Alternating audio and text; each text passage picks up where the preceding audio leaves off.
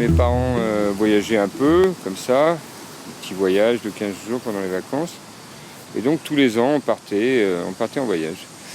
Et moi, je dessinais aussi à l'époque, j'ai dessiné assez jeune, donc je me suis mis assez jeune en fait à faire des dessins de voyage. Ce qui m'arrangeait relativement bien, puisque ça me permettait de trouver toujours facilement quelque chose à dessiner. J'avais jamais cette angoisse de la page blanche du dessinateur qui ne sait pas quoi dessiner. Le grand public, lui, ce qu'il veut, c'est du rêve. Donc il admire ces voyageurs qui partent à l'autre bout de la planète. Il a le sentiment qu'il ne peut pas le faire lui-même, alors qu'il n'y a rien de plus facile. En fait, le truc pour partir en voyage, c'est d'avoir un petit peu de pognon pour le faire, c'est tout. Une fois qu'on a du pognon, on est prêt. Donc, comme ils ont l'impression qu'ils ne peuvent pas le faire, parce que le boulot, les enfants, tout ça, bon, ils rêvent un petit peu à travers nos bouquins. Voilà, et puis nous, on est content de les faire rêver aussi, quoi. C'est quand même plutôt sympa. Il faut des carnets de voyage qui ne soient pas que des beaux livres où on montre des belles choses et tout. Le carnet de voyage, à mon avis, c'est quelque chose, c'est un livre. Donc les livres, c'est fait pour apprendre. C'est pas fait juste pour mettre sur une étagère, avoir un beau bouquin. C'est pas un truc pour moi qu'on expose comme ça. C'est un truc qu'on lit et où il y a à lire. Donc voilà, à apprendre des choses sur le pays. Donc on peut être critique par rapport au pays aussi. On n'est pas obligé de dire que tout est beau, tout est rose.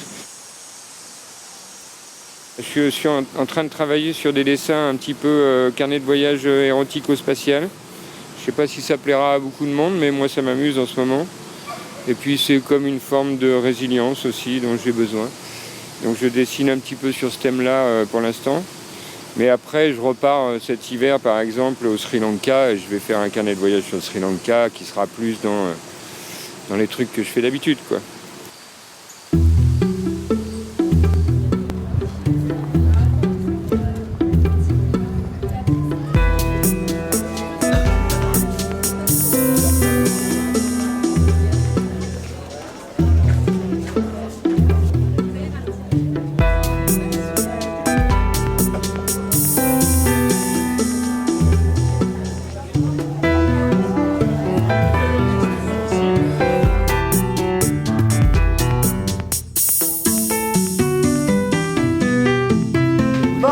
Cette pause, c'est parti, vous avez 5 minutes, vous devez la faire de dos, de profil, de face, à vous de tourner, et sur la même page. Vous n'êtes pas venu au Club Med, hein, non plus. La difficulté du carnet comme ça, in situ, avec des gens autour, c'est de faire abstraction des gens qui sont autour, et au contraire, les faire communiquer, et si on assume ce qu'on fait, c'est ça, si on assume ce qu'on fait, ça passe bien. Voilà. Faut pas se dénigrer, il faut assumer comment on travaille, comment est notre trait, et c'est super. Voilà. Enfin, alors vous avez vu, il y a 20 personnes, 20 traits différents. Donc il faut respecter ce qu'on est. Comment ça va ou pas? Non. Celui-là est pas mal. Alors, rigolo, très rigolo. Alors ça, c'est quelqu'un qui a un style particulier, c'est qui? Il y a de l'humour. Voilà. Voilà. Donc lui, a priori, il va travailler dans ce sens-là. Vous voyez que vous avez tous un trait différent. Vous voyez pas? J'ai pas de règles, j'ai pas de cahier, j'ai pas voilà. Et mon discours peut changer suivant les gens, suivant ce qu'ils font, suivant ce que je ressens. En fait, c'est l'émotion qui parle. Et l'émotion, on n'en parle plus beaucoup maintenant, donc voilà, j'aime bien.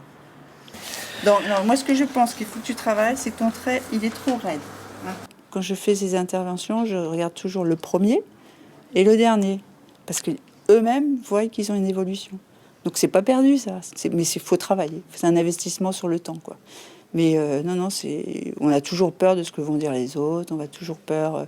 Bon, nous-mêmes, on a un jugement négatif sur ce qu'on a fait. Et ben, c'est bien d'avoir un jugement négatif. Ça veut dire qu'il y a quelque chose qui ne marche pas. Donc, il faut chercher pourquoi. Voilà.